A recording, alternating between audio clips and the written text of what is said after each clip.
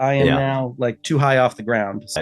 Yeah, I mean, we should just make a show like this, right? Oh yeah, if I want to be like a little more to the, left of the frame, I can go over here and look that way. Or seeing Hmm. the power that one person can have, even Hmm. without the backing of like a huge studio in this medium, is what makes it so particularly compelling to me. You go around LA and I've yet to meet anybody who really actually cares about Anton Chekhov or like Ibsen. People in New York actually care about, real theater. If there's any city in the world that cares more, it might be maybe London. If I meet a talented performer, I want the world to know about them. I want the whole world to be brought to tears by what they can do. I can be bold and say, like, I kind of want to save the theater industry. The way that we're able to talk about Penrose's work as a reference for what is possible now and what's going to be possible in the future is really a service to the whole industry. So from the bottom of my heart, thanks for all the work you do. Thank you for being you. Thank you. I'm trying to do like a happy wave with my slightly off.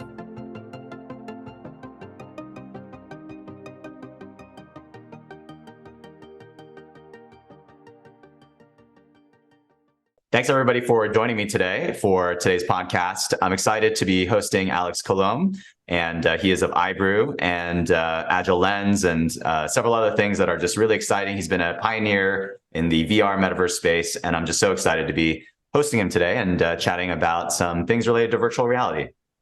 Oh, thanks, Eugene. The pleasure is all mine. Awesome. Maybe, we've gotten to know each other a little bit, and it's been great to have a chat about both of our interests in our really deep interest in this still emerging and budding space, which we used to call VR. Now we call the metaverse. I mean, who knows what the words we use, but just the idea of these immersive environments and these immersive worlds that we can be in. So, I think one thing I'd love to dive in a little bit is just learn a little bit more about how you got into, virtual reality, like where your passions lie, and kind of what do you see as sort of the future of the medium. So yeah, would love to hear about that. Absolutely. So I got started with emerging tech as far back as high school. I was really eager to write my own plays as part of the drama school and was using just the projectors we had on hand to do kind of a proto Mandalorian LED volume sort of thing, to be like, now we're cinematically cutting between all these different environments. And then when I went to architecture school over at Syracuse, I was also doing a lot in the theater department. And we had a little theater group where we were constantly trying to figure out how we could make the shows more interactive and how we could use different tools that we're using in architecture in the theater environment.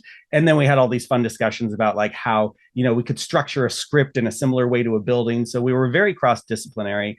For my thesis, I was working on turning Fort J on Governor's Island in New York City into this crazy immersive theater. This is 2009, 2010, where it was very hard to explain people the idea of a theater show where there'd be stuff happening around you all the time. Of course, a couple of years later, Sleep No More became a very clear reference for that sort of thing. But I needed a clear way to help people understand what that kind of interactivity would be like. So back in those days, really the best use of XR that was available was marker-based AR. So I was able to have like a webcam that I could kind of move around my little 3D model I'd made and show people, hey, here's a really cool live theater show going on, even though it's all pre-recorded and using stock motion capture sort of stuff. Then I worked for a few architecture firms and then eventually landed at Fisher Dax Associates Theater Planning and Design in New York City, which specializes entirely in designing theaters, which for me was like being in Willy Wonka's chocolate factory, this idea of like, oh my God, instead of like floor samples and wall samples, this is a firm with theater chair samples and stage lift samples. And they were very generous with letting me pursue my interests in different emerging tech. And in 2013, 1 year after I started working there, the Oculus Rift DK1 Kickstarter was happening. And I thought, oh, hey, such a big challenge of our architectural design workflow is just helping to communicate to people what's it going to be like to sit in this particular seat. We're trying to express that in plans and sections and renderings, which of course don't tell the full story, especially for someone who isn't literate in those kinds of ways of understanding architecture. So I was very excited to be like, we can just put someone in a headset and they're going to be in row Q seat 13 and they're going to know what it feels like to be in that room. And, I immediately found that our meetings got like way, way simpler. And we could actually get into the nuances of the design of the theaters we were working on and be like, oh, the shape of the railing, I think ergonomically we could make that a little bit better because it feels like it's a little bit too close to me. And these were exactly the kinds of discussions you want to be having as an architect, not the kind of like, the stage feels kind of far away based on that rendering. And it's like, no, it's not. It's just looking at a rendering like you don't understand the actual human experience. So it kicked off from there, and it's been a joy ever since. I love that. I love that story. And, it's interesting. A lot of people I talk to in the space mention things like Sleep No More, which I've been to several times. I first saw it in Boston in grad school. Wow. And then, it's kind of visiting. And then, of course, I've been to the McKittrick Hotel several times. Yeah, I mean, there's, Sleep No More, Then She Fell. What is your view on like how those things are affecting how we see, virtual reality? Because a lot of the people behind, I think it was Then She Fell, worked on one of the VR experiences, which is the Under Presents, I believe, if I'm not mistaken. Yeah, third rail on that one. Mm-hmm. Yeah. So like, is, virtual reality is inherently interactive in the sense that, you can interact. We've created stuff where, you're just watching stuff.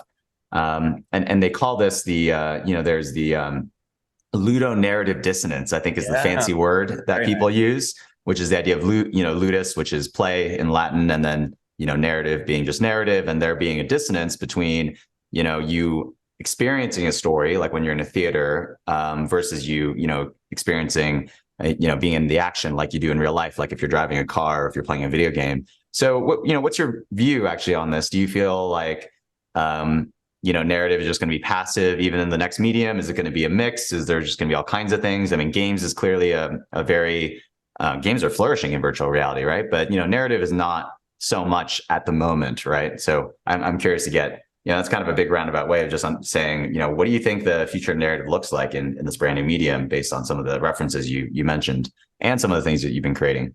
Absolutely. Yeah. And of course, you've been pioneering in the space for a long time. So serve as one of the references when my colleagues and I think about what this future looks like.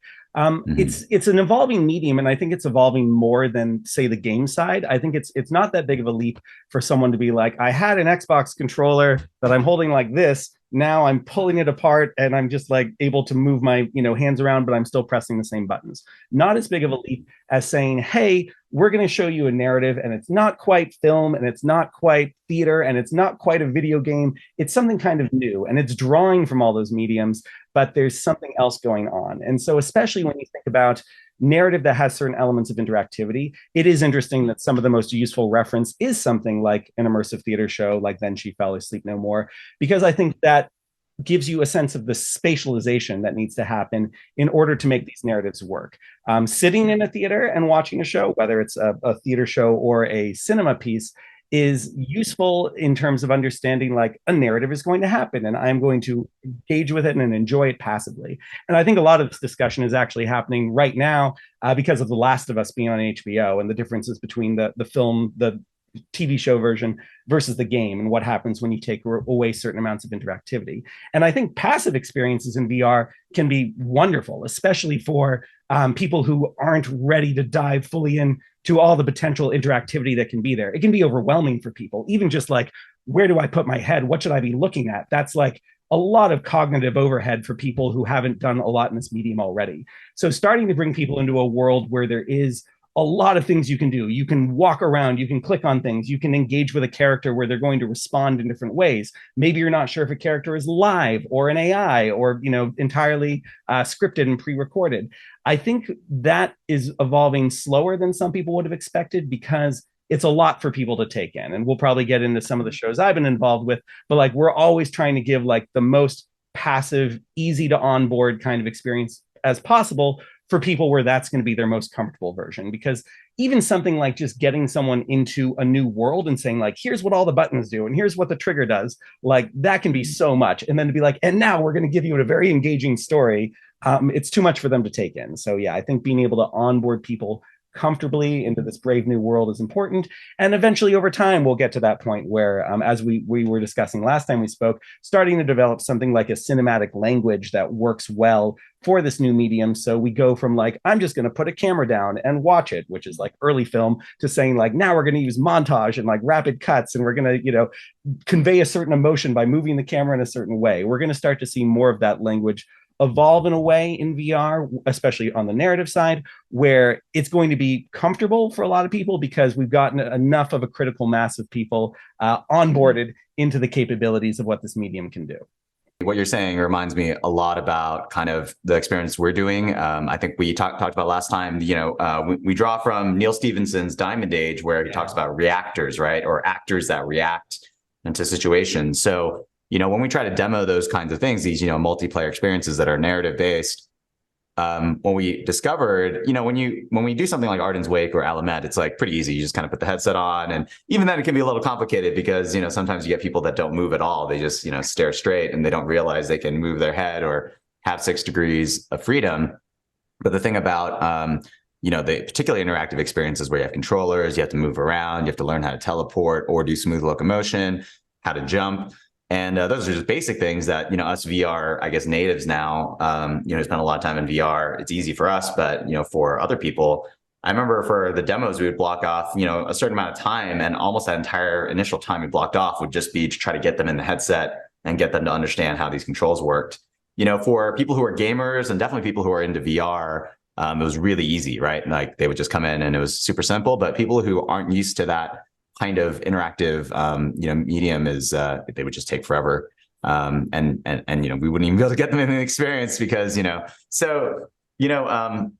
wonder, like, in many ways, like, I think what virtual reality presents is the idea of being able to run these narratives, with actors, doing a live performance, but have, the stage be the world, right? I mean, today we're limited by, internet speeds and the amount of people that can be in an instance at once. But, things like what you saw with, I think Fortnite, pioneered this several years ago by having the, virtual concerts, but that wasn't even live. That was pre-rendered and pre-animated. But you could have these live performances, and in theory, the world could be your audience, right? And I think the world play, so to speak, is sort of what we talk about. That's a really intriguing concept. And it makes me, the question that I have around that is, and I'd love to hear about the experiences you've created, because, we create a bunch of interactive stuff, and we wonder now, thousands of years of humans telling stories, via books and via theater, at the end of the day, the way narrative is happening. Well, today it's happening on screens like little iPads and stuff, right? But back in the day, it would be in theaters, whether movie theaters where you sit and you watch back, or you're in a dramatic stage play and you're just sitting back and you're watching an actor. Maybe that's an easier first step. I don't know. Like, we wonder, are we complicating our lives too much by trying to add interactivity just because it's there for the taking, right? So I don't know. I'd love to hear about your thoughts and maybe, talk about some of your work and things like that. You never want to have technology just for technology's sake, of course. You always want to feel, especially in the narrative context, like it's a value add, like it's providing additional, ways to engage and feel emotionally connected to the story. So I'll give you one example with this production we've done for a couple of years of Christmas Carol, where we want people to be able to, if they want to, kind of like find a good spot, sit back and just watch the show, and that's fine. And they can, if they want to be 6 inches away from Scrooge the whole time, they can do that and enjoy it passively. But we also do want to say, if you are the kind of person that gets like hyperactive and wants to fly around the whole scene and do a bunch of things, all of that is there for you. And I think another, way to think about that is also the way a lot of immersive theater is done, where if you go to Sleep No More, you can just follow one actor around, or you can stay in one room, or you can go and open up a bunch of drawers and read a bunch of letters. And all that is kind of there for you if you want it, but it's not necessary. And again, same thing in video games. If you go through a video game, a lot of times there's all these other like collectibles and things you can read that are going to give you more information about the world. But you want to have like a very clean spine that is going to work well for everyone. And then everything after that is kind of bonus, and for certain people is going to deepen their connection to the story. We, for example, really wanted to, actually, just a perfect example of connecting to some of Penrose's previous work, when we started having live actors inside of virtual reality, we were trying to decide what scale made the most sense, because we really liked the idea of seeing them at like a tabletop theater scale. But then, especially once we started getting higher fidelity facial capture, and we thought like, geez, we really like people to be able to see this at the proper scale. And then we realized there was a fun opportunity in Christmas Carol in particular, because we had each of the ghosts at a very different scale. So Ghost of Christmas Past is tinier. Present is about the same. Present is bigger than Scrooge, and then future is huge. And so we actually allow you to, in a certain way, kind of engage with the scales of those different ghosts by switching the scale of the whole world. And it was very interesting to see when people would come to this live show, what kind of scale they most enjoyed the show at. And it was actually kind of an even split. Once people understood that they could cycle between these different scales, it was pretty much right down the middle of some people wanting like the tabletop theater, some people wanting Scrooge to look like enormous and see all the little details and wrinkles, and some people just kind of wanting to be like, this is a human who is 6 inches in front of me and they are the same scale as I am. I love that you talk about scale because, as you know from our work that you mentioned, thanks for mentioning that. It's a big question for us, right? And the big question, I think, one of the things, I mean, you know, Arden's Wake deals with scale in two different ways, which is, of course, the miniature, and then you have Airy, which is, you know, gigantic, right? I mean, relative in scale. Yeah. I think the spec sheet was like it's got to be bigger than the Golden Gate Bridge, right? You know, like in terms of length, in terms of we can only get so much in there, but it is actually much larger. It's funny, the model is actually much larger than you think it is in VR, right? In VR, really? Yeah, you think it's pretty big, but actually when you look at the model, like we actually just, you know, gigantified it. But at some point, how large it is becomes, I guess, not as meaningful, right? Because it's just so big. But you know, the question around that, so when we started to put live actors in, you know, we started to do both, right? We're to your point, allow people to either move around, or, you know, watch in miniature. I think the big question was more, how do we make sure the audience doesn't get in the way of, you know, the performance if the performance is what's being focused on, and the audience isn't participating, right? You know, there's other ones where the audience participates, but, you know, you go into VR chat or, you know, Rec Room and, you know, go to the rec center and, you know, all these kids are screaming at you. So that kind of leads to the open question, right? When you're in a theater, there's this almost sacredness to, you know, being the audience.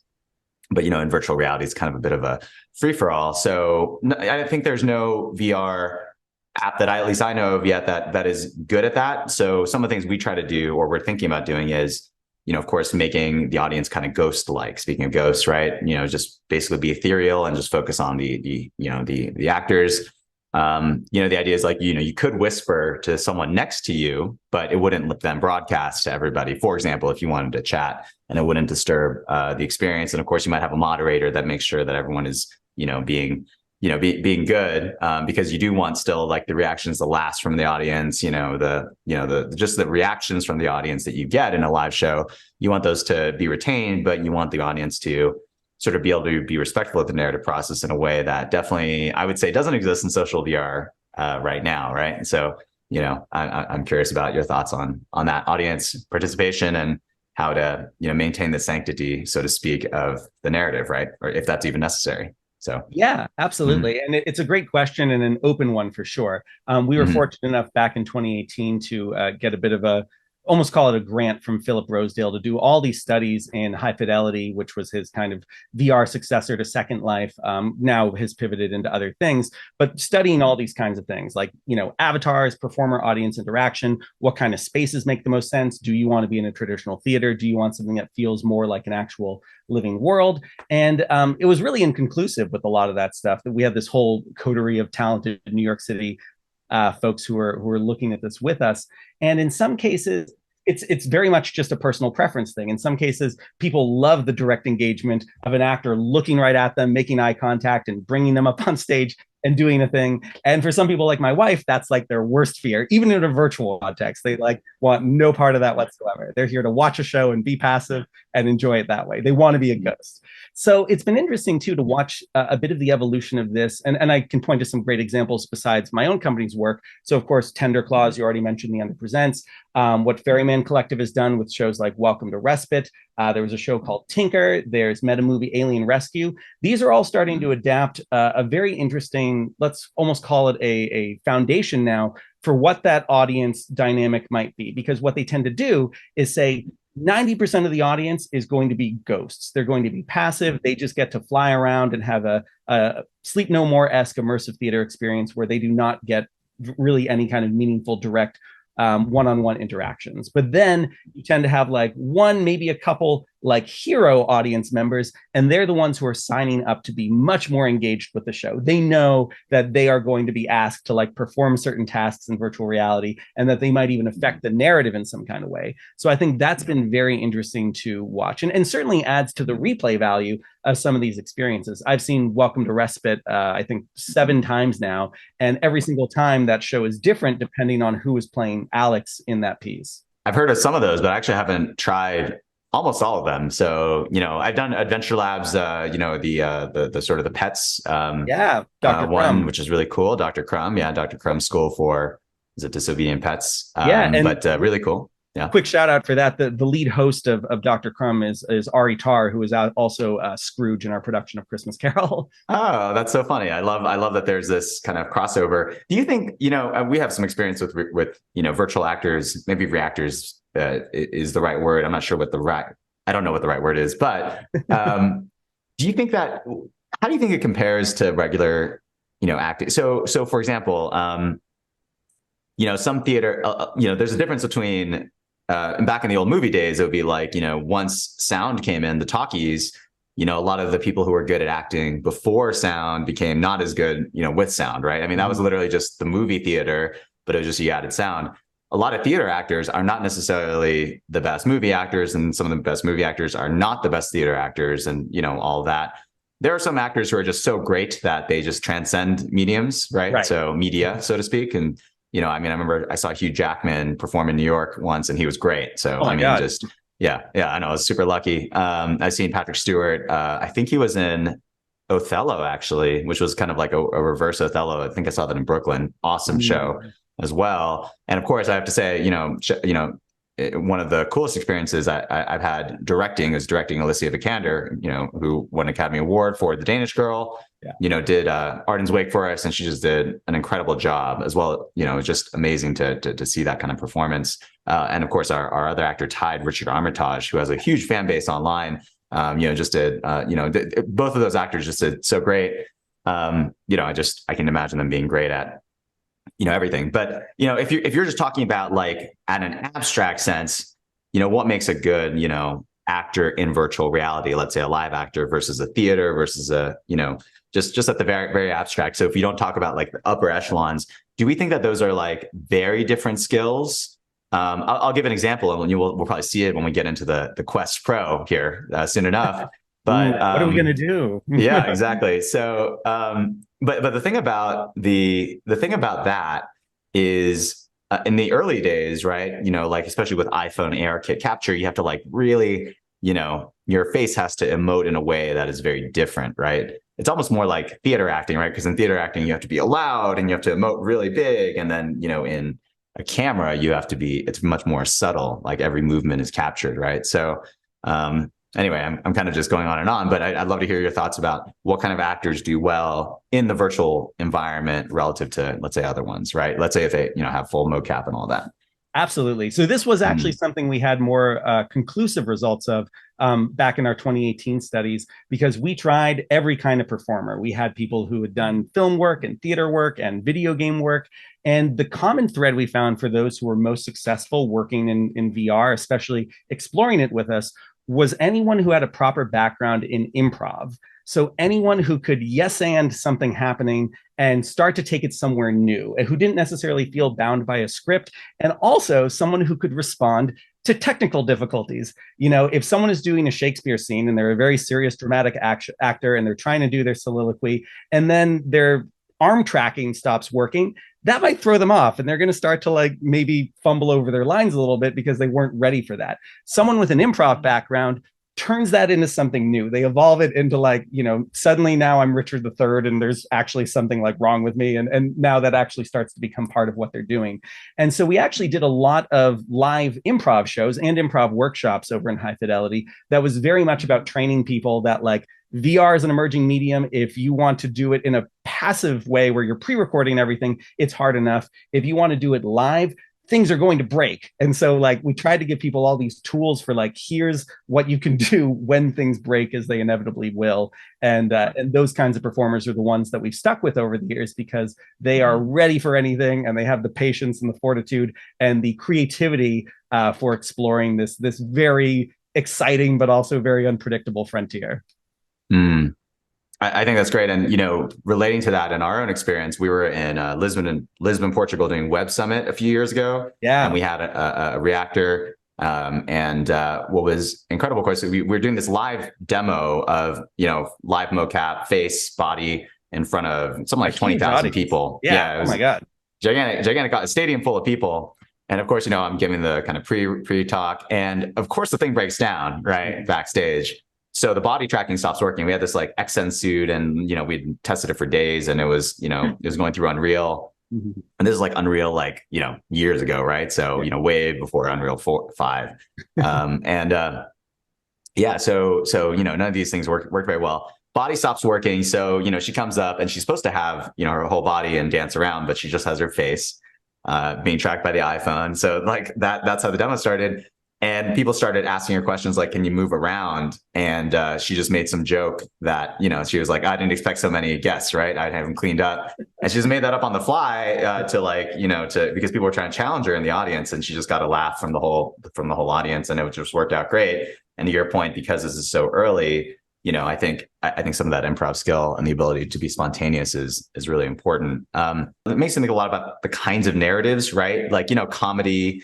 I think comedy kind of works because everything kind of doesn't work so well in VR. Comedy is almost better. I mean, we like to do drama. We like to do a lot of drama. Yeah, a few funny things in our shows, but we tend to trying to make all the headsets very wet with these very emotional stories. What are you doing? Thank you. I appreciate that. Thanks. Yeah, no, it's our mission is to empower the pursuit of meaning, and you can do that through any medium of narrative, comedy, drama, et cetera. But we sort of done a lot of dramas.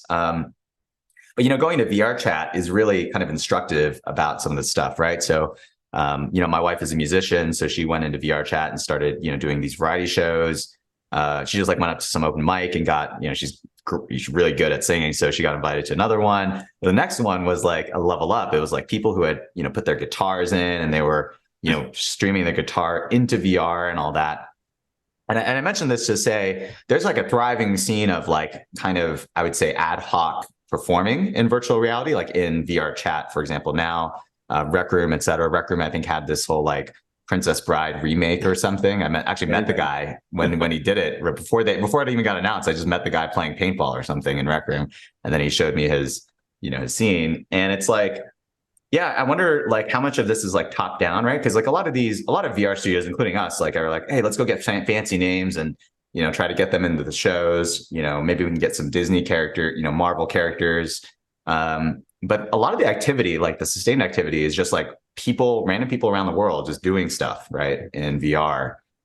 So, I mean, the question is kind of nebulous there. It's just more like, how is this going to evolve? I'm curious, in your view, how does this evolve, right? How much of this is like top down, where you got big studios, et cetera, and how much of this is going to be bottom up? Studios like ours, even just random people on the internet, doing things, right? Like, people on Discord organizing to do these like open mic parties. Yeah, I'm curious, what's your view? Like, how's this going to? This is absolutely going to be a grassroots movement, and it already is. Like, some of the most talented people are the ones who are doing this as a hobby. They're not even working for a company. They're just incredibly passionate about what this can do. Let's take the Underpresents, for example. Like Samantha Gorman and everyone at Tender Claws had a really exciting idea for what that space could be. But what really brought the space to life was the actors, who many of whom were doing this kind of in their free time without even necessarily getting properly compensated for it in some cases. But then the audience members who would come in and then add all these other layers of mythology and meaning to the world, and every artifact that they found in it was really incredible. And that came very much out of a passion. It wasn't just like, we're trying to collect a paycheck. And the way that evolved and grew over time was so remarkable. And then in places like VR chat, where have you seen We Met in Virtual Reality? It's on HBO. I have, yeah. That's right. Yeah. Wonderful film there by Joe Hunting. And you just start to see the way that people are finding meaning and new ways to express themselves through these other mediums. And some of it is performative and out of a desire to like put on a show. And then some of it is just very much like, I feel more comfortable being myself in this virtual world than I do necessarily in the real world. And those kinds of people are really being driven to create some incredible work. And so watching that evolve over time has been such a treat, such a delight. I'm really looking forward to seeing where this all goes in the future. And I hope this is, just to keep using the film analogy, it's like that sort of thing where, Hollywood reached a point where, what was it, like the 70s or something, where it wasn't really working the way it was supposed to. And then you get like Spielberg and Lucas and Scorsese and like all these relatively young, inexperienced like film directors that are exploring the medium in some new ways and then propel it all off in these other directions. And I have to give a shout out specifically to Deirdre Lyons, who I first saw in the Underpresents, then became a co-founder of the Ferryman Collective, who started off doing such incredible things in the Underpresents as giving my 5-year-old at the time like a one-on-one mission, like, oh my goodness, never-ending story style. The Under is in danger. You need to save it. And this was all because he had enjoyed her production of The Tempest so much that he missed her. And he was sad that I told him that the show was going to shut down. So she tailor-made this like 40-minute long one-on-one experience with him inside the Under. And then she went into the Ferryman Collective, and it started to win all these awards with Welcome to Respite and Gumball Dreams. And they're going to all these festivals. And they're not a huge company. Like, they're doing stuff in VR chat, using the tools that are available, really pushing narrative in exciting new ways. And I love that. One more quick story too. First time I really got to hang out with Charlie Fink in person, your previous guest, was a live VR event workshop that we were giving at South by Southwest in 2019. And there was this very interesting person in the audience who just asked a lot of great questions about what we were doing and how they could do it and what we thought about the different tools. And her name was Dasha Kittredge. And she left that workshop, as she told me later, incredibly inspired by what this medium could do, went out to LA, got a job working with Tender Claws and the Underpresents, and now has also gone off to do a ton of incredible cutting edge, like immersive theater work that's playing in VR and web browsers and all sorts of custom platforms. So seeing the power that one person can have, even without the backing of like a huge studio in this medium, is what makes it so particularly compelling to me. I absolutely love that. And I love the references, and you know, I'm like geeking out myself over some of the references you're saying, because you know, a lot of those are near and dear to my heart also. And speaking about, you know, kind of how grassroots things are, you know, in a totally different medium, I'm talking about gaming. I remember like in Echo Arena, which I used to play. It's a real shame that that's going to be shutting down later this year. But I remember one of the sort of the pioneers of, you know, of that game. I think she was on one of the major teams, you know, kind of reached out to us, and it was just like, yeah, wow, you know, I'm talking to random, first off, this esport didn't exist a few years ago. And now, you know, we're talking to, you know, people who have just made their name and, you know, esports in this, you know, this brand new category and medium. So I thought it was really, really cool to think about all the grassroots things that are happening. Geography. I mean, there's so many things to chat about, unpack based on what you said, but, you know, geography, I'm curious, how is, you know, being near New York City, or, you know, your company's in New York City, how has that sort of changed, or how do you think that's affected the way that you work, especially when it comes to acting, right? A lot of people say, you know, the two big film cities in America, right? I think LA is by far the gargantuan, you know, king, you know, queen, whatever you want to call it, just the one, the big one. And then, you know, New York is much smaller. It's more like indie film focused, et cetera. So, you know, you know, I'm curious what you think about, you know, New York versus LA for the kinds of things that you're doing. And in many ways, actually, some of the performers for some of these things are actually just completely remote, right? They might be in Idaho somewhere, right? Now, the magic of a show often comes, I've been part of theater shows, right? And the magic is like when everyone's together and you got the audience, and it's like, you know, the show must go on. So, you know, there's elements of that. And then if you're fully remote, you're not quite there, even if you're virtually present. So I'm curious, like, you know, do you think that, are you more excited about, you know, like New York, LA, or just like Boise, Idaho, right? Like, just doesn't matter where we are. And virtual reality is just the competitor to real estate. And so, you know, you could be wherever you are and be working with actors around the world, and it's just as effective. So, you know, those are different views, and maybe you have a different one entirely from that. I'd love to hear your thoughts about, you know, where talent should be, where to like get talent from in this sort of brave new world. Yeah, the Boise, Idaho example there is certainly the one I'm most excited about. These really talented individuals and companies that don't have the funds or resources to really become a huge company and buy office space in New York City, but now they have a way to show how incredible they are. And I'll try to stop referencing Christmas Carol everywhere here, but they were an incredible company to work with. This is Actors Theater out of Louisville, Kentucky. And they're this prestigious theater group that does incredible work that 99% of people are never going to see because it's in the middle of Kentucky.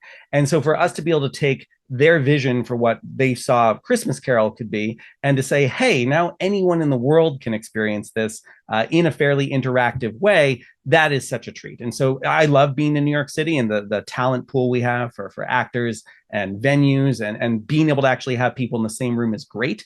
A friend of mine, Kishore, had a place called VR Bar in Brooklyn for a long time, where a lot of times when we were doing our live VR shows, we still wanted to allow people to be there in person. So we'd let everyone kind of gather in VR Bar and watch all the performers who were inside VR headsets as they're performing to a worldwide audience, which, by the way, is a very interesting challenge for an actor to figure out, how do I like focus on a virtual audience and a physical audience at the same time. So we keep talking about, like, wouldn't it be nice to have like a magic window into VR, like face tracking, that is also showing you a view into the VR world, so it's easier to see everyone around you. Though something nice about, the MetaQuest Pros we've got here is that fact that you can take away the blinders, which I think for a performer would actually make it easier to see the real world and the virtual world at the same time.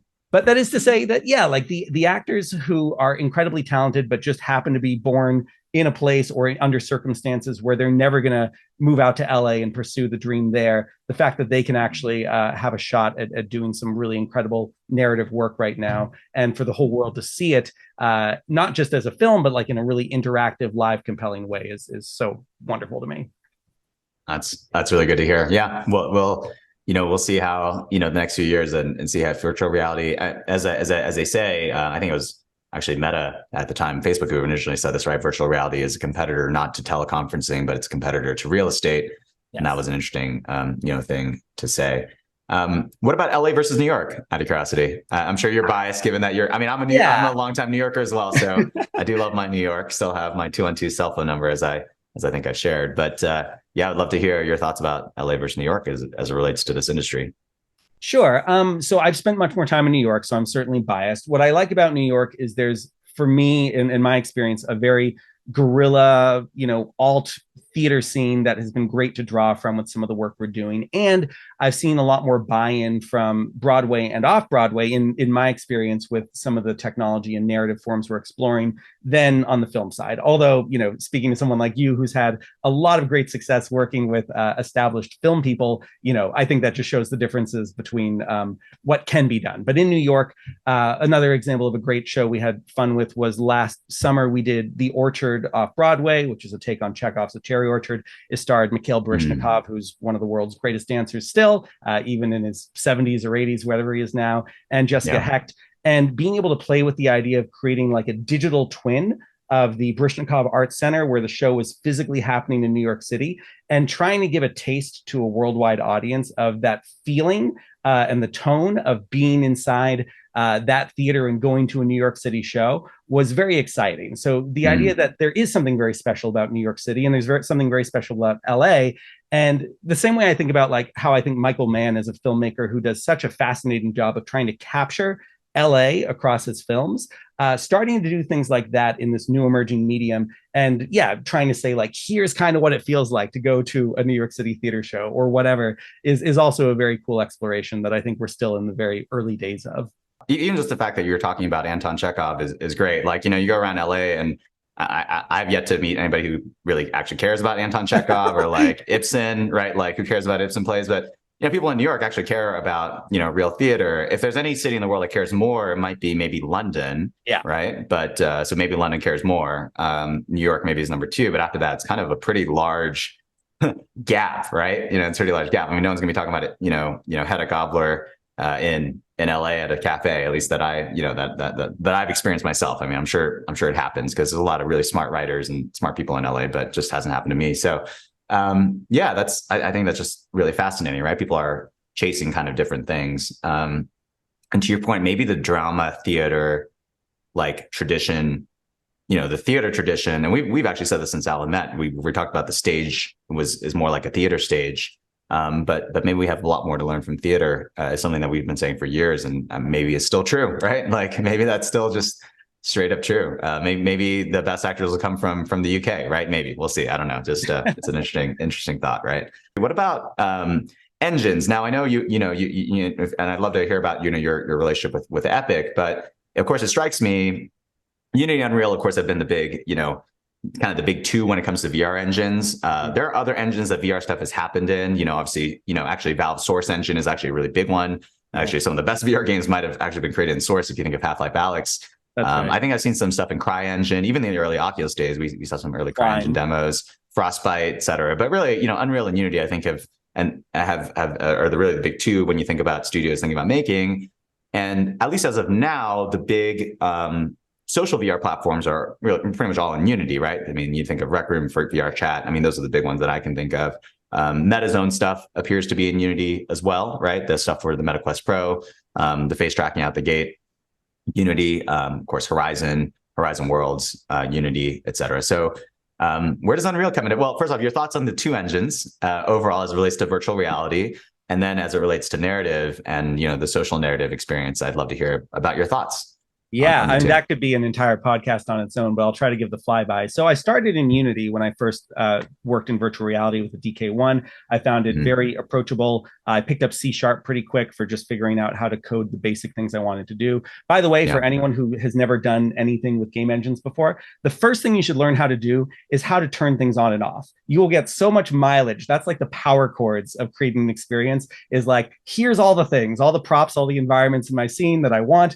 Just knowing how to turn one on at a time, that's going to get you very far. And it probably took me through the first like 5 meaningful experiences I built of different theaters and live shows, including, like the Kenneth Branagh Macbeth show, where it was literally just like, let's have all these different set elements turn on and off. Let's turn some lights on and off. Let's turn some actor blocking locations on and off. So definitely start there. But Unity is great and remains great, I'd say, at just rapid iteration, at prototyping quickly and saying, I want to build a thing that's going to work for WebGL and Quest and desktop VR and desktop EXE. When I started to shift over more to Unreal, it really came from more and more clients, especially in the architecture space, who are saying, we want something that looks more polished. And to be fair, Unity absolutely can be photoreal, can look super polished. They've got the whole HDRP pipeline and all that. But for the speed at which my company was working at the time, we just thought like, man, things that come out of the box in Unreal look pretty good. So we started to just dive more into Unreal around 2016, 2017. And I will say this, all the time I was focused entirely in Unity. I never really had anyone from Unity connect with me. Like no one ever reached out, like a DevRel person or anything like that. About a week into meaningfully diving into Unreal, I had like 5 Epic Games employees who were like, hey, this is really cool. How can we help you? Do you want to give a talk at Autodesk University? And the support I was feeling from Epic Games as we just like put our foot in the door into their ecosystem was really quite lovely. And that's continued ever since then. I mean, they've flown me to Venice to give talks over there just for how we're using their engine. We've gotten a ton of support from them with new SDKs coming online and just being able to have really open chats about what their future is and what they're striving toward. And even I would hazard to say that some of our discussions with them over the years have actually meaningfully affected the roadmap and the software features that have come out, which feels really good to feel like we've played some role in that. And in fact, I'll give a little bit of a teaser for a thing. There's something I will be announcing very, very briefly on an Unreal Engine live stream next Thursday that is something that was very much developed in-house at Epic, but like I feel like we get to take a lot of credit for like poking Epic for the past couple of years to be like, please develop this feature. So I think I'll be the first person to reveal this up-and-coming thing. It will also be revealed again at the Poly Awards in Zero Space in New York in a couple weeks. But I love that. Congrats. Yeah, thanks. Yeah, and then becoming an Epic authorized instructor, that was such a great move on my part because it's forced me to learn so much of Unreal Engine that I otherwise would not have. I'm a bit of a procrastinator by nature, so I need deadlines. And so when I find out that I'm going to be teaching insert major company you've heard of here tomorrow how to do character rigging, and it's like, geez, I need to brush up on that. Like it really kicks you into gear to like be like, I got to make sure that I'm up on my game to be able to give this course about that topic.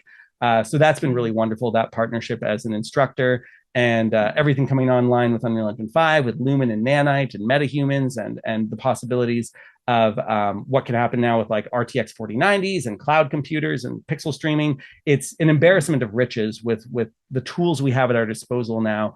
And, we still have a few projects in Unity, but I am very happy with what's happening in Unreal Engine. And I feel like I'm at that point now where anytime we hit a roadblock, nothing is insurmountable. There's a way around. There's someone I can ping in the Epic Slack channel. Like I luckily get to actually be in the native Epic Slack channel, so I can be like, hey, you're the developer who made this feature. Tell me why it's not behaving the way it's supposed to. And I do that sparingly, but it's a very nice, code red kind of thing to go to if I need to. That's awesome. That's super cool. That's probably more, probably even more useful than like UDN, right? I mean, Yeah, just overall, right, in terms of responsiveness and things like that. That's fantastic. So, I mean, and what's interesting is Epic as a company, right? I think from their own admission is being a little less, interested in VR. I mean, the MetaHuman and the face tracking is very important to them, right? But I think they've even said this in various ways, and also by actions, because I think, for example, Steam VR is going to be deprecated in a future engine, for example. I mean, they're really shifting to OpenXR. Yeah, so they're just making some moves. So obviously we love VR. A lot of our stuff has been in Unreal. We've had a few things in Unity for sure, but most of our work, I'd say, is Unreal based. What's your thought about that, right? You have this company that I think still cares about VR, but isn't as keen on it as for example, Unity, right? But any thoughts about that, or any thoughts about things related to that? Yeah, all I can say without like breaking any kind of NDA stuff is the team at Epic Games that is focused on VR is super passionate, super dedicated. I think a lot of us would love for it to be a larger team, but the folks who are there are spending every day like really making it work. But yeah, like some people pointed out, like, hey, Alex, you were the only VR talk out of the 200 talks at Unreal Fest. Isn't that kind of weird? And it's like, yeah, sure. Like, I'd love to see more happening in that ecosystem on this front. But all the tools are there. And then there's even things like VR mode. Like I remember years ago, Timony West from Unity and UnityLabs gave this really cool little demo of Unity with like kind of a VR editor with like a dollhouse mode where it's like, hey, we're inside Unity and we can like move stuff around in VR. And I thought that was so exciting. And that kind of always stayed as a bit of a fork of Unity. It never properly got integrated into the main engine. And meanwhile, kind of without even advertising it, back in like 2017 or so, Epic was like, oh, we can do that. And they added in a VR editor into UnrealEngine, which I have used all the time. And now they have like a virtual scouting mode that's great for like being like, I'm on location now and I'm setting up cameras and dolly tracks and lighting and gaffer stuff. And that is continuing to evolve in some really exciting ways as well. And just the fact that you literally have the entire engine at your disposal in VR. You can be placing objects and changing materials and cycling through different, design options. All the tools are there. And I think the raw material for what is possible with VR in Epic is amazing. And the community around it is amazing. There's things like the VR expansion plugin, which, out of the box, it's free, does a ton of stuff that a lot of people might not even know is possible to do in VR. And then the team that is there is really doing some exciting things, pushing VR forward. I would tell everyone to keep an eye on what happens with 5.1, 5.2, 5.3, because it's certainly not something that's been abandoned by Epic. They do want to push that industry forward as much as they can. But also I'd say it's riding a little bit of the coattails of virtual production and everything with Fortnite, because those are the industries that are driving Unreal Engine right now. But even the trickle down of what we get over into VR from those is still pretty exciting. It's pretty incredible, yeah. Which we'll see soon enough here. But stepping all the way back, just like I'm curious if you think about what is your, maybe I call it prime directive, in life, right? Like, why do you do what you do? Like, you do obviously some amazing, incredible things. What gets you out of bed every day, and what gets you excited? Like, what if you had a really deep, drive deep down? I'm curious, what is it that motivates you? Yeah, so I can date my drive, my raison d'etre, back to 2008 when I was studying abroad in London. Shout out again to London, where I was lucky enough to have a professor there who always got us into the first few rows of every show we went to, opera, theater shows, concerts, whatever the case was. And I had never been in the first couple rows of like world-class performers before. I'd been in my theater group in college watching amateurs up close, and I had seen world-class performers in film or from the nosebleed seats of theater. But it was really cathartic and transformative of me to be like 5 feet away from Ralph Fiennes performing Oedipus at the Olivier stage, for example, among many, many other talented performers, some of whom you would never even have heard of, but they are, by all accounts, world-class performers. And so in 2008, I really found myself wondering, was there anything that technology could do to democratize this incredibly rarefied experience of being that close to a world-class performer, because so few people are ever going to get to travel to London, pay the cost of being in that seat, seeing that particular show. And theater by its nature is so ethereal. It's live and then it's done and all the sets get destroyed. And unless there's some really good archival version of the show, like Hamilton, for example, it's kind of just gone. And so I wanted to find some way to make the live experience more accessible, but then also I started to think a lot about this idea of like narrative light going through a prism and refracting into all these different colors, and seeing if there was a way to preserve the excitement and the ethereality of live shows, but also get something that can be on demand and more exciting as well. So that was in 2008. And through the entire time that my career has been progressing and founding Agile Lens and thinking about what we want to do, it's really been with this drive toward allowing shows to exist in many more forms and to service both the audience and the performer side of this. Like, if I meet a talented performer, I want the world to know about them. I want the whole world to be brought to tears by what they can do. And so finding any way that I can help them and build the right tools for them is incredibly satisfying. And anytime I get to see an audience member come out of a show and say, wow, that was unlike anything I've ever seen before, that's really what gets me out of bed in the morning, because it feels like there's endless potential for what we could do with that. And again, just bringing up like cloud computing, VR, being able to have something that's interactive in a browser with pixel streaming, a cinematic YouTube live stream, having all those things exist both in live formats and then on demand formats is really quite wonderful. And by the way, it's also lovely when there's pieces that are primarily festival pieces that finally become on demand. Like I remember seeing with Arden's Wake, there were like so many people who were like, when is this coming to the Steam store? And like, it's finally there. So like, you made a lot of people happy by just making that more on demand. I appreciate that. Thank you. Thanks very much. I love the way that you frame that, because a lot of that is, a lot of things that we say, and personally, a lot of things I say, which is just things that move people. So, if I were to say, like, if you go the layer deeper, what is it about democratizing it that gets you excited, right? Like, yeah, I'm just curious. Like, what's the, because you experience this thing, a great performance, right? And then the desire now is to have other people be able to experience it. It's kind of interesting. And the reason I say it this way is because a lot of people, when they experience that, they're like, they see a great song from a musician, and they're like, oh, I want to be a guitar player and I want to be the one to, but you're not saying it that way. You're saying that you want to empower these other creatives. And I'm curious, it's a slightly different take. I want to dive a little deeper into that. And what makes you excited about that, right? Is it just like the service to the world? Yeah, like what are the things? I just want to go a layer deeper in that on what you just said. So especially when I had my theater group in college, like I had to be part of everything. I was acting, directing, and casting, and doing marketing. And it was a really good crash course in like, what are the things I'm good at? What are the things I'm not? And like, for example, I love acting. I think acting's a lot of fun. I'm very aware that like I am, on a lower tier of how good my acting can be compared to a lot of other people I know.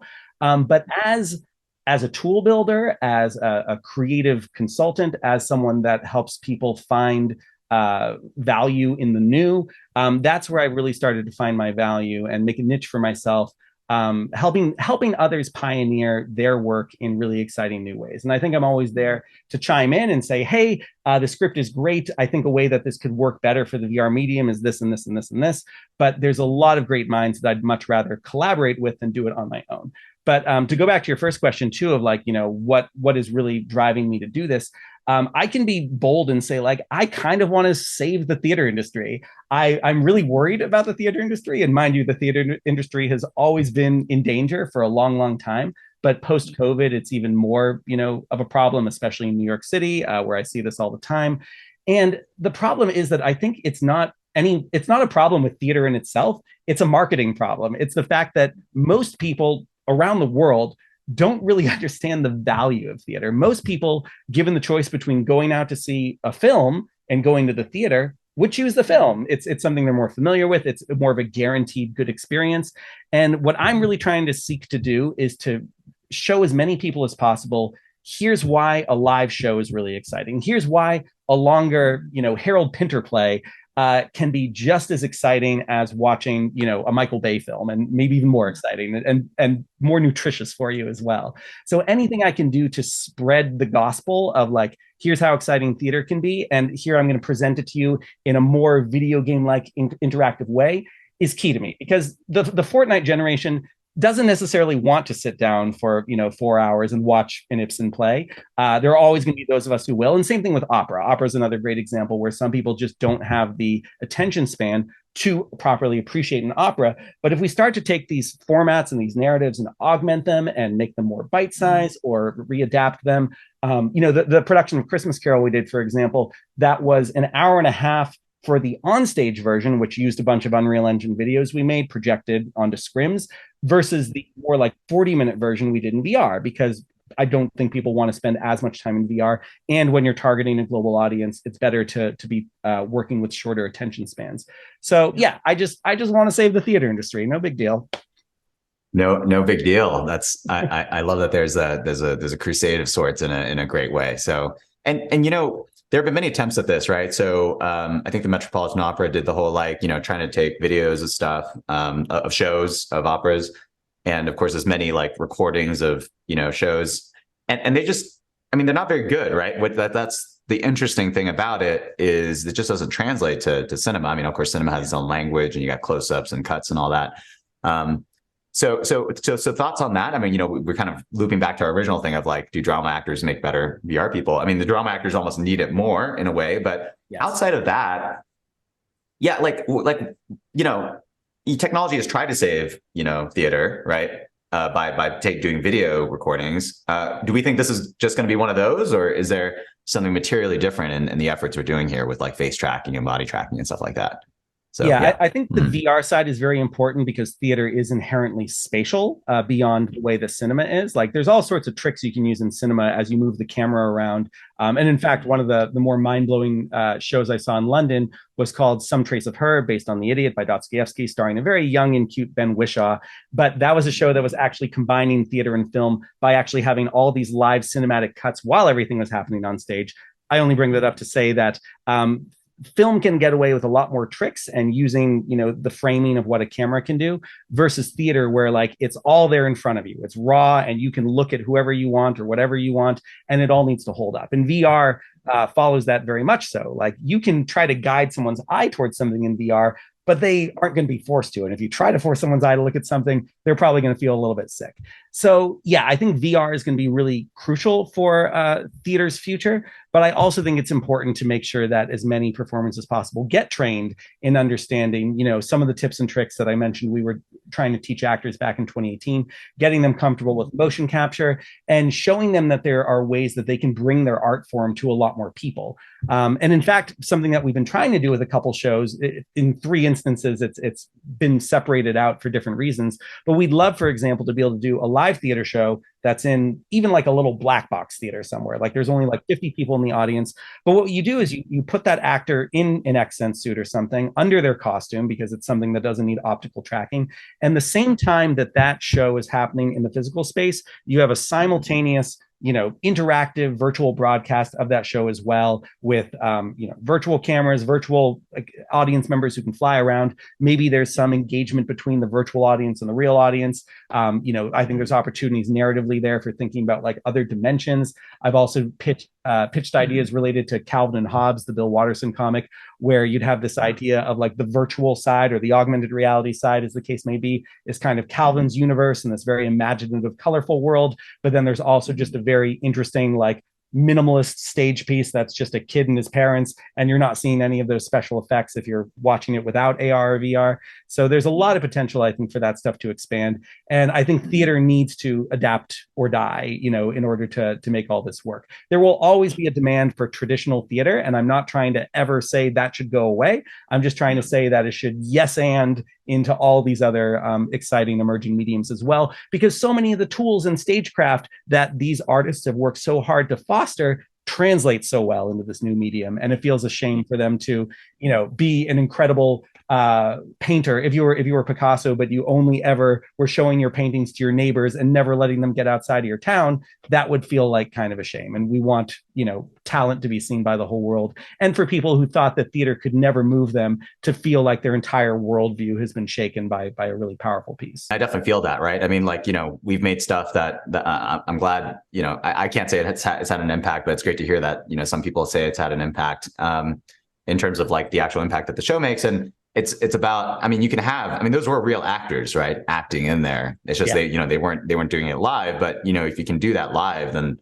I think hopefully we sort of had a clue that there's the possibility that, these performances can have an impact. And, if we step all the way back, I've gotten into trouble a lot, being very excited about VR. And I think the timescales are the question, right? I'm still continue to be as excited about VR as I was in the earliest days, 2014, right? Back in the earliest days of this version of VR, or this iteration.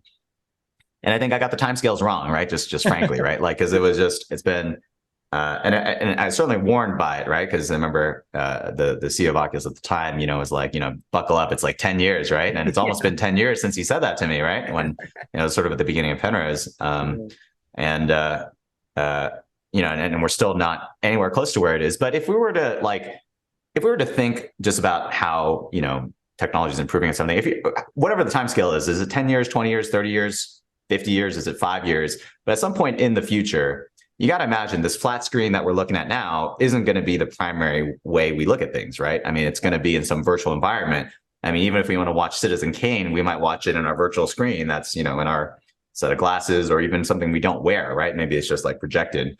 So in that kind of a future, people are going to want to play games and stuff that they do now, right? I'm sure like something like Beat Saber, or maybe even Beat Saber itself, is still popular. Still probably my favorite VR thing to date still is Beat Saber, which was made by four people from the Czech Republic, and really only one engineer, right? Because the CEO was a DJ, right, who provided the music. And like, I say this just to say, like, it's still possible, right? Like, so that was made 2016. And at least for me, I mean, to this day, it's still my favorite VR thing, right? I'm just, I'm going to put it out there. And it was made by like one engineer, right? So super simple. But, I think at some point when the entire world is in this, right, whenever the future is, narrative is going to matter a lot. And I think hopefully we've shown clues based on, some of the work you've done and some of the work that our peers have done that, things that move people can happen in this medium. And it's not going to look anything like, Citizen Kane or Star Wars or anything, right? It's going to look probably like nothing we can imagine even today, right? But we have clues about that. And I still think that future is absolutely true, right? Like, I don't think my opinion has changed on that in 10 years. It's just the timescales is the question, but yeah, like there's a brand new thing that's going to happen, and it's still going to happen, right? I don't know how long it's going to take, right? So if it doesn't happen in 10 years, I wouldn't be surprised, but if it happens in 5 years or even 2 years, I would still not be surprised either, right? But yeah, I mean, I think one of the big questions today is really about, well, is that going to happen? I think yes, right? I mean, we're probably both biased, but one of the big questions is around, well, how does that grow, right? Because, business model becomes very important, right? The Nickelodeon, which was the original Nickelodeon, where you put in a nickel and you turn the wheel and you saw some horse-drawn carriage going here, or some train coming into a station. That was like the original business model. And VR games have business models, right? Either subscription-based, like VR Chat and Rec Room have the old, Rec Plus, whatever, the VR C Plus, I forget the names anyway, but, or, games that have premium, where you pay for the game, you pay for Half-Life Alyx and all of that. But I mean, based on what you said, I think you probably agree with me, at least that some narrative change is going to happen. But what about timescales, and what about business models and things like that, I guess, are the questions. Yeah. Yeah. Going back to the idea of the cognitive load that comes with trying these experiences for the first time. Step one is just making this as accessible to people as possible. I got really excited, for example, when Best Buy started carrying Oculuses, because it's like, great, more people can just put on a headset and try it out. Hopefully not get ocular herpes or anything like that. You just want people to have a good first experience. And it's a shame when you think about things like Google Cardboard, because on the one hand, I was like, yay, VR for all. On the other hand, I had so many people I was trying to show VR experiences to over the years after who were like, oh, I tried VR once. I didn't like it. It made me sick. And then you find out that they had done Google Cardboard, and it's like, oh, it's not quite VR. Give it another chance. So being able to give people easy access to trying it out, ideally making experiences free, a really good template, and I brought them up a couple times, but what Tender Claws did with the Tempest, I think would be great to see more VR narratives follow suit. And for anyone who didn't get to experience the show, what you would do is you would download the Under Presents for free. So no problem there. You go into the world, you go through the tutorial, you understand here's how this cool, stretchy locomotion system works. Here's this snapping communication thing. Here's what I do with my mask and my spells. So you go through the onboarding, and then in the world, you go buy a ticket. You walk up to a ticket booth and you buy it there for the show you're going to have. And then anytime you're curious when your show is going to start, you pull off your mask and there's like a little countdown for, 1 day, 12 hours, whatever. And what was great about that, this is such a problem for so many VR live experiences right now, is it took all the cognitive load of getting people comfortable with the platform away, and it made it free, and it made it so like you already know how to operate moving around in this world. So by the time you are in the lobby of the Tempest, everyone who's there knows how to use the platform. Every other VR show I've been to, there was someone there like, tech support, how do I move forward? And that's not going to happen. If you bought a ticket inside the platform, then you know enough about how to use the platform to do the actual show. And that is a model that I would love to see replicated more. That's so clever. That's so clever. I feel like, I can talk forever about all this stuff, as it seems like you can. I would love to maybe have our surprise for the day. Yeah. Speaking of tech support, we have just a very special treat that I think maybe we'll just dive in. Right. So basically, maybe give us a bit of a preview about what we're about to do with our MetaQuest Pros here. Sure. So something that Eugene and I have both been eager to study has been how can you let an actor be in VR and potentially see a virtual audience while still giving a compelling performance? Because typically, if you're trying to get a good facial capture performance from a performer, you're using like Live Link Face on an iPhone or a GoPro camera or some other system with like a bunch of tracking dots. And so, of course, with a VR headset on, it's covering up a lot of the face. But some of the newer headsets, like the MetaQuest Pro, like the XR Elite from Vive, similarly over here, we have this ability now to actually have facial tracking, eye tracking, and mouth tracking, which is wonderful because that means a performer can feel more engaged with their environment, with their world, looking at particular people while getting more of the nuances of the performance they want to do across. If you use something like VR chat right now, it's pretty much doing all that based on audio, which, if you're an actor, you want to have more control over your instrument. And so we're starting to approach that now. So I got very excited when the MetaQuest Pro came out and I saw, hey, it has these features. So I downloaded the 4.27, Unreal Engine 4.27 movement sample. So excited to try doing this with a MetaHuman, and found, okay, no MetaHuman support, and the avatar that's in there isn't really something that anyone would want to use. So I then very brute forced, like taking every expression I could find and trying to say like, when L brow upper left is being called by Oculus, translate that to a MetaHuman with brow left upper down, or whatever the different naming is. And then when Eugene and I here started to talk about how this would be kind of a fun thing to demo, I thought, oh, great. Well, I should upgrade this to 5.1. And everything broke as I got it to 5.1. So, and that's just part of the course. But what we're about to show is going to be a couple MetaHumans, one that I know will be using for a future production, one that I've just been using as a test one. And we're just going to see what kind of conversation we can have with our MetaHumans here. I'm excited. In similar lighting environments to what we're in right now. For anyone who's like, why is Alex been in this weird blue moonlight the entire time? I love that. I'm excited to dive in. This is going to be, this is going to be a interesting kind of experiment in a lot of ways. So I did have, all transparency, I did have some issues with particularly performance, right? I think is actually probably the biggest one. I had to update my NVIDIA drivers and all that. And I feel like I know VR decently well, but, it's trying to get it performant, was a thing. But we're going to do that right now. So, all right. And I'm here as tech support. So if we run into any lag or crashes, like I'm happy to guide through some of the adjustments we can make to help with that. I'm excited for example, technical thing number one, I just noticed putting on my headset after a while that I am now like too high off the ground. So we'll see if that actually causes an issue. And by default, you're seeing a VR view with a black screen. And of course, the big problem with seeing someone in VR is that shakiness, right? Like that's no good. So step one, even if we weren't going to be performing as a couple characters here, is to make sure that we've got a smoother view. So I'm going to press the tab key, and the tab key is going to give a view of my character right now. And I think if I just kind of scoot myself a little bit more forward and I kind of cheat where my arms are, I can kind of make this work even with my floor being offset.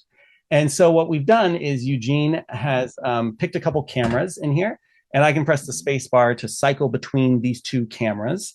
And we just kind of see, you know, what kind of tracking I'm able to get in here as I move my hands and my face around. So we got head rotation, and you know, we can see like there's certain things that are working pretty well. Let me go to the front again here. So like I can go like A, E, I, O, U. Now, one of the things we're missing here, I'd say, is more with the eyes. So even though we got like blinking and a little bit of musculature as I like move my eyebrows up and down, what we're missing that I think makes these characters still feel a little bit dead is that like if I try to smile, like we're not seeing really many musculature changes in the eyes, and that makes that's one of those like uncanny valley things that I think people sometimes are very aware of. Like the eyes look kind of dead, and if you can make the muscles move more in the eyes, then that helps with that a lot.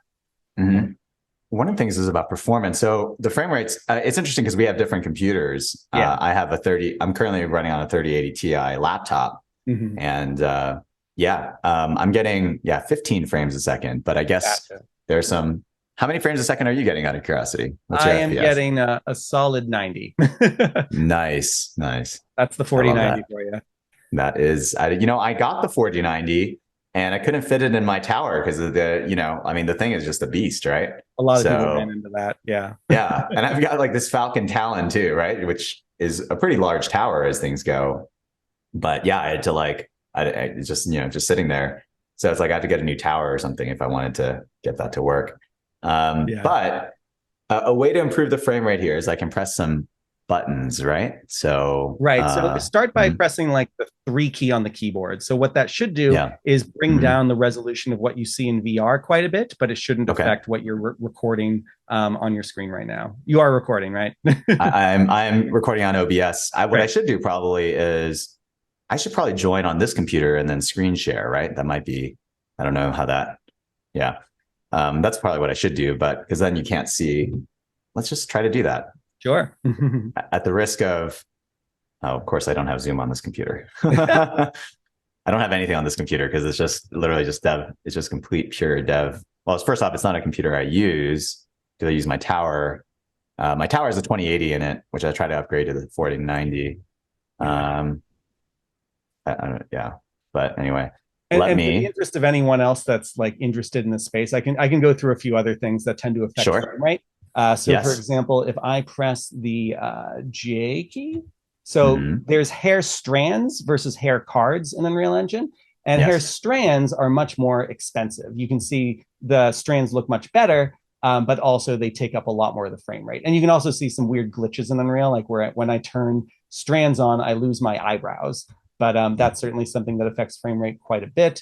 I've also just got a bunch of quality settings set up with the 0 key, so that kind of cycles through a few options. And we have LODs. So what's cool about MetaHumans is, you know, they can actually run standalone on like a Quest if you use a low enough LOD.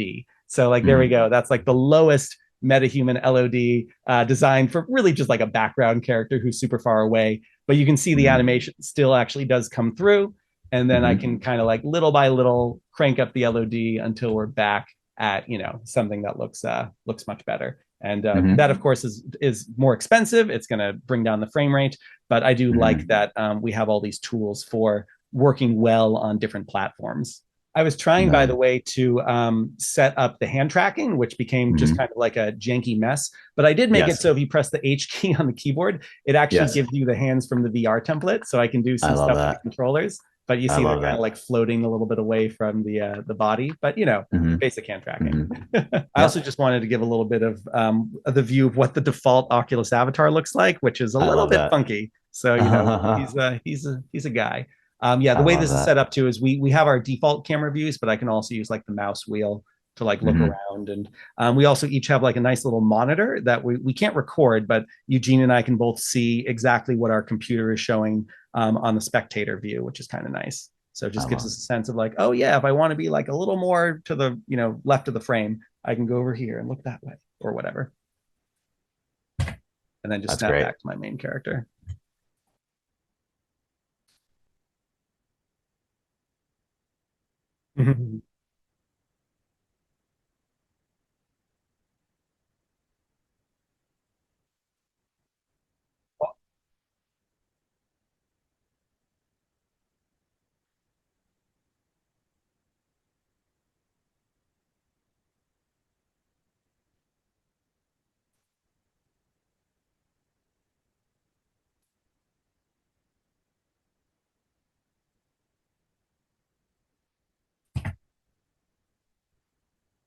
One thing I'd love to kind of hear about is, I mean, this is kind of incredible. How do you think this compares to sort of like the iPhone ARKit, or, I mean, it'll all get better eventually, but I guess one major advantage of this compared to ARKit is that we can see, we could see each other, right? In a networked environment, we could see each other, and, actors playing off actors is just so important, right? So yeah, that's definitely one thing that I think you don't get otherwise. Oops. Yeah, just like natural eye contact. For all of our shows, we've had to use some like funky retargeting to be like, Yeah. okay, if a performer is kind of looking towards someone, we'll like snap their gaze or their head to them, but it's really hard to do that in a natural way.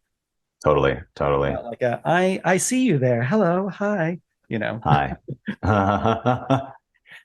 This should be an experience, right? Like, I mean, there's plenty of examples of reactors just being in virtual environments, but there isn't, I mean, this, right? Like, there really isn't this, because I mean, up to now, what we had the Vive Pro Eye, was one of the few that could do eye tracking. Now we have a few more, but it really feels like time has come to like really experiment with this. I mean, that's really what we're doing now. But yeah, I mean, we should just make a show like this, right? I mean, it just seems like the natural next step to do. Yeah. I'm trying to remember some of the other Easter eggs I put in here. Also, the L key has like a flashlight that you can like put on the camera to just kind of move around and mess with the lighting a little bit. See how that changes as you get like closer to a character. Oops. Yeah, I'd like to think like this is a tool that I've been trying to put together for a while. So thank you, Eugene, for the reason to just spend a night properly looking at this. I love that. How do you think this compares to ARKit and some of the other things that occur? And how, like, the Vive Pro and actually maybe the real thing is, the same headset Unity, because we put out a thing where we did, the Unity avatar face tracked. And we did a song with it, and it was pretty good, right? I mean, the avatar didn't have hair for for reasons that, make sense, right? Well, the thing I'm most disappointed about is no tongue. You can't stick out your tongue. I think that's a really important part of a full fleshed acted performance. But I also want to show just the character here that everything comes with, because you will see a little bit more nuance on this character than the MetaHuman one, because what I'm doing right now is so incredibly hacky and manual, where I'm trying to, approximate how to translate the default Oculus avatar here into something that is going to work well for us. So you'll notice, even like if I smile, like, you'll notice the eyes like do a better job of smiling. So there's certain things here I still want to translate, but I think this has the absolute potential to be just as good as ARKit with a little bit of trickery. Like, even the fact that I can move my eyebrows up and down, like that's really surprising. Like my headset can't really see my eyebrows. So there's some clever black magic going on there to pull that off. Yeah. Now, as soon as I can wiggle my ears, we'll really be in good shape. What do you think of body tracking solutions, right? So you mentioned XSens underneath. Like let's say we did a virtual like production, right? Like literally, two metahumans in a room doing a scene. I mean, there's various things. Actually, what I'm really excited about is Move AI. I don't know if you've seen that or been following those guys for a while. I love that. I saw a demo in London 2 years ago and was like, this is going to be incredible.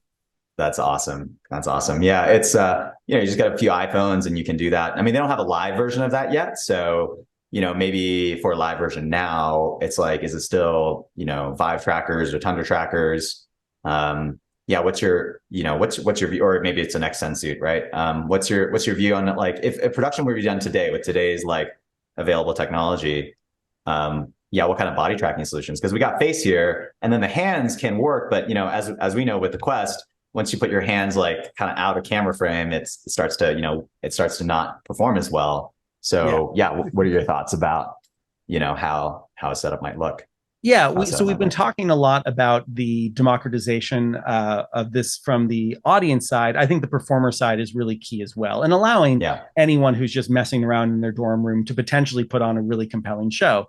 Think like VTubing, but taken to a whole other level. We want to let anyone be like a little Michaela or like a Code Miko kind of person. And so, Move AI, markerless body tracking, face tracking, as that stuff gets better, that's going to be incredible.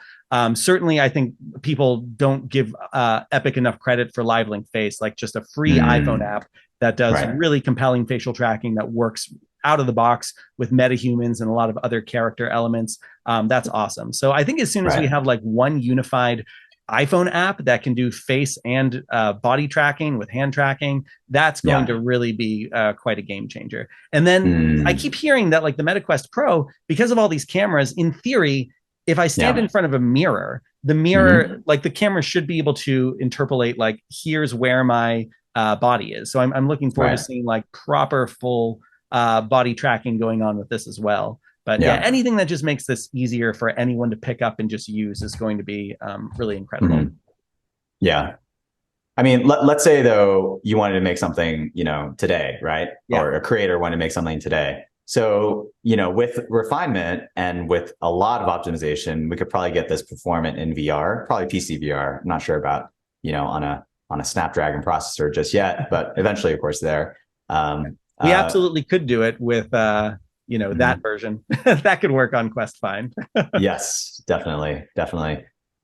Which reminds me of kind of more the Horizon Worlds type avatars. But this MetaHuman, I guess, what would we do about hand and body tracking, right? If we got two actors in a scene, would it just be Tundra trackers or Vive trackers? Would it be XSens suits? I'm curious what's kind of what are your thoughts? So we're looking. Right, because we don't want to have that glitching as hands move out of frame, everything breaks. Exactly. So we're still at the moment leaning towards saying like we do want to have someone in a VR headset using a Vive or a MetaQuest Pro. And then for the body, we still are leaning toward like an XSens or a Rococo suit because the two actually can work hand in hand pretty well. For anyone who doesn't know, for the way the MetaHuman is set up, the head is kind of its own skeleton that's attached to the body. So it's very easy to give each of those elements something different to be working with. Yeah. I think that's great. I think it's great. Yeah. And it seems like, though, I keep mentioning it, but it sounds like you're less enthused about the Vive trackers. I mean, they're just not. I mean, one thing is with this headset, you can put it, for example, in VR chat, but you'd have to do the whole, there's like the VR chat meme where, the person is like doing this, right? To do the Steam VR. Whoever knows this in VR, it's basically you're trying to get a Quest headset connected to your PC, but then, still linked to your Vive trackers, right? But it sounds like you're less enthused about that. Is it just because the tracking quality is not nearly as good as XSens, or still run? So like optical tracking is great, but then you have all the problems with occlusion, right? So it's in my experience, it's been easier to correct for like drift and some of the things that happen with inertial tracking suits than dealing with like, I've got a set of Tundra trackers back there and they're great, but inevitably we find some angle where a lighthouse isn't seeing one properly. And it's much harder to have UnrealEngine like deal with what happens in that situation. That makes sense. But if anyone wants to give us like a proper, OptiTrack or Vicon studio, that would be pretty cool too. Yeah, we actually had an OptiTrack. Oh, wow. We bought it from Epic, but then it's funny because a few months later they wanted to buy it back from us, and we hadn't used it. It was just it was actually right during, I want to say it was right before COVID, but yeah, it's a lot. It's definitely a lot, and you think about today.